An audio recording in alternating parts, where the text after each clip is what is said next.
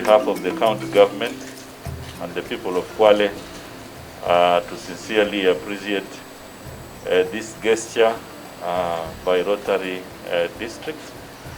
And I want to say that this will go a long way in addressing the issues of hand washing in communities.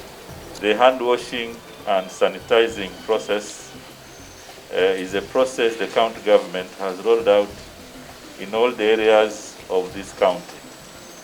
And therefore this donation is going to add value to that particular process. Yesterday, we made out an appeal, a food appeal, and therefore I want to urge Rotary, I want to request that you begin mobilizing so that as a county government and the national government, we can begin receiving the donations.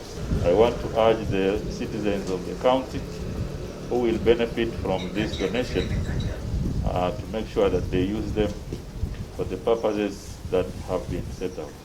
Thank you very much, and we will continue to work with you in this endeavor.